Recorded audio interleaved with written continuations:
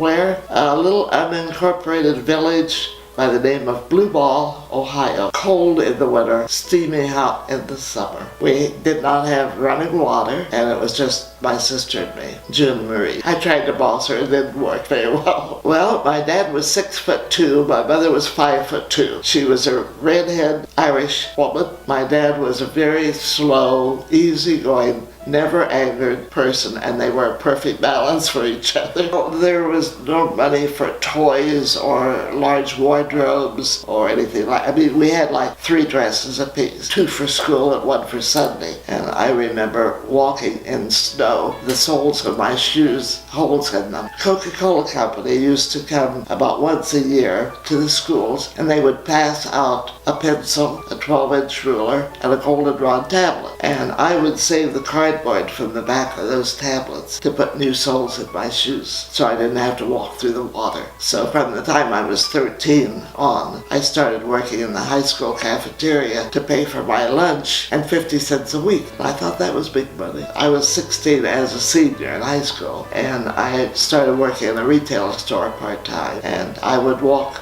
from the high school to the bus station was approximately 2 miles. Then I worked until 9 p.m. The last bus left town at 9 p.m. and I couldn't catch it before it left the bus station, so I'd run down another block so I could catch it, and then I had to walk another 2 miles from the end of the bus line so I would get home about 10 o'clock at night. I took a civil service test while I was in high school, and I passed it. The night of our commencement, I had a letter folded up in my purse where I had been hired by the government. The day after graduation, I went to the employment office. They said, well, we suggest that you work retail or something like that until your 18th birthday. I said, I've been working retail for a year and a half. I'm ready for something else now. And they said, well, they couldn't offer anything. So I pulled a letter out of my purse. They read it. I got a job the next day. And I spent 19 and a half years working for the Department of Defense. A lot of different things. But the last few years when I retired, I was doing research and interchangeability for small parts for aircraft. I did take a medical course in terminology, and I did work in a hospital for a while as an EKG technician, but I did not like that. I did not like waking people up at 6 o'clock in the morning to put this cold goo on them to make all the attachments. I retired 4 times. I retired from the government, I retired from retail, and I retired from the hospital and went back to retail, retired from that again.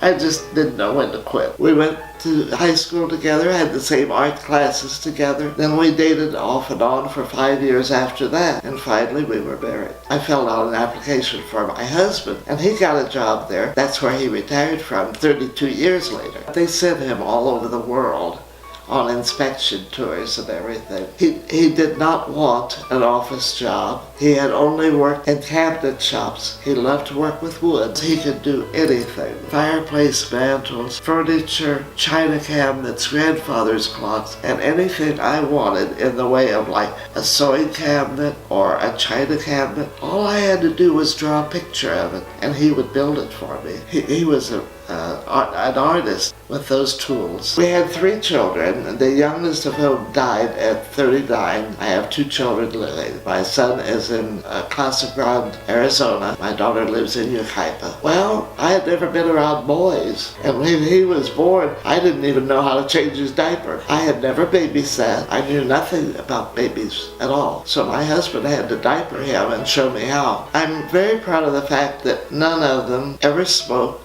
or drank or was ever in jail for any reason. They're good, upstanding citizens. The youngest daughter was a very accomplished musician. She played concerts sponsored by Yamaha, but she could hear a song and pick up any instrument that was lying around and play it without the music. We were very proud of her, but she contracted cancer and died at 39. What are my hobbies? Eating, sleeping. I love to sew. I like to paint. I like to mess around with wood. I do a little wood burning, cross stitch, embroidery, everything from a pair of shorts to bedspreads, quilts, draperies, clothing of all kinds. I made almost all of the kids' clothes when they were growing up, even though I was working. In school, they called me Old Stone Face because I did not joke, I did not cut up tell stories or anything like that. I was very sober all the time. I didn't have a whole lot of friends. And I have learned that when you come into a place like this, if you meet those people with a long face and constant complaints, you're not going to develop any friendships. And I have tried to learn people's names, to greet everybody with a smile. If they can hear me, I tell them a joke. So you have to learn people. You have to learn what they are interested in for a common thought, for conversation. Otherwise, you're not going to have a conversation with them.